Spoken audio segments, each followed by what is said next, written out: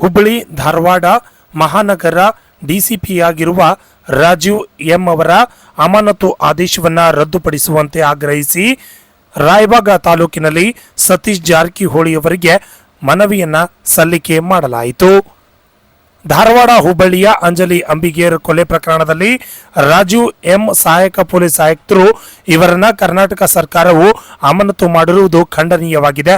ಒಬ್ಬ ದಲಿತ ದಕ್ಷ ಪೊಲೀಸ್ ಅಧಿಕಾರಿಯನ್ನ ವಿನಾಕಾರಣ ಯಾವುದೇ ತಪ್ಪು ಮಾಡದೇ ಇದ್ರೂ ಕೂಡ ಉದ್ದೇಶಪೂರ್ವಕವಾಗಿ ಕುತಂತ್ರದಿಂದ ಜಾತಿವಾದಿಗಳಿಗೆ ಬಲಿಪಶು ಮಾಡುತ್ತಿರುವುದು ಕಾಣದ ಕೈಗಳ ಕುತಂತ್ರಕ್ಕೆ ಒತ್ತಡಕ್ಕೆ ಮಣಿದು ದಲಿತ ಸಮುದಾಯದ ನಿಷ್ಠಾವಂತ ಅಧಿಕಾರಿಯನ್ನ ಅಮಾನತು ಮಾಡಲಾಗುತ್ತಿದೆ ಎಂದು ಆಕ್ರೋಶವನ್ನ ವ್ಯಕ್ತಪಡಿಸಿದ್ದಾರೆ.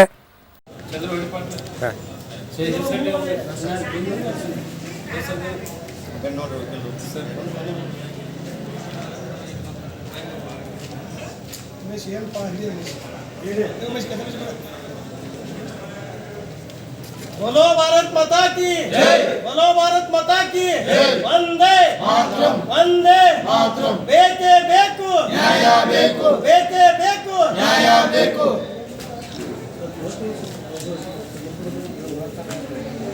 ಅಂಜಲಿ ಅಂಬಿಗೇರ್ ಅನ್ನುವ ಯುವತಿಯ ಕೊಲೆಯ ಪ್ರಕರಣಕ್ಕೆ ಸಂಬಂಧಿಸಿದಂತೆ ನಮ್ಮ ರಾಯಬಾಗ ತಾಲೂಕಿನ ಹೆಮ್ಮೆ ಪುತ್ರರಾಗಿರ್ತಕ್ಕಂಥ ರಾಜೀವ್ ಎಂ IPS ಆಫೀಸರ್ ಅಧಿಕಾರಿಗಳನ್ನ ಅವರು DCP ಕಾನೂನು ಮತ್ತು ಸುವ್ಯವಸ್ಥೆ ಹುದ್ದೆಯಲ್ಲಿ ಧಾರವಾಡದಲ್ಲಿ ಕೆಲಸ ಮಾಡ್ತಿದ್ದಾರೆ.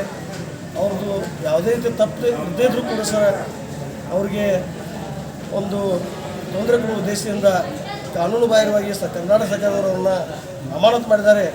ಆ ಅಮಾನತರ ಆದೇಶವನ್ನು ಖಂಡಿಸಿ ನಾವು ಈಗಾಗಲೇ ಇವತ್ತು ತಹಸೀಲ್ದಾರ್ ರಾಯಬಾಗ್ ಅವರ ಮುಖಾಂತರ ಮಾನ್ಯ ಮುಖ್ಯಮಂತ್ರಿಗಳಿಗೆ ಮತ್ತು ಗೃಹ ಸಚಿವರಿಗೆ ಈಗಾಗಲೇ ಮನವಿಯನ್ನು ಕೊಟ್ಟಿದ್ದೇವೆ. ಅದೇ ರೀತಿಯಾಗಿ ನಮ್ಮ ಬೆಳಗಾವಿ ಜಿಲ್ಲಾ ಉಸ್ತುವಾರಿ ಸಚಿವರಾದಂಥ ಸನ್ಮಾನ್ಯ ಶ್ರೀ ಸತೀಶ್ ಜಾರಕಿಹೊಳಿ ಅವರಿಗೆ ಇವತ್ತು ದಿವಸ ನಾವೆಲ್ಲ ರಾಯಬಾಗ ತಾಲೂಕಿನ ನೂರಾರು ಜನರು ಸೇರಿ ಅವರಿಗೆ ಪ್ರತ್ಯೇಕವಾಗಿ ಮನವಿಯನ್ನು ಸಲ್ಲಿಸುವರಿದ್ದೇವೆ.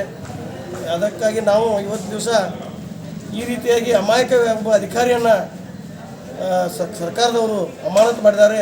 ಆ ಅಮಾನತು ಆದೇಶವನ್ನು ತಕ್ಷಣ ಹಿಂಪಡಿಬೇಕಂತೇಳಿ ನಾವು ಸರ್ಕಾರಕ್ಕೆ ಆಗ್ರಹ ಮಾಡ್ತೀವಿ. ತಮ್ಮ ಹೆಸರು? ರಾಜೀವ್ ಶ್ರೀಗಾಂವ್ ವಕೀಲರು ರಾಯಬಾಗ.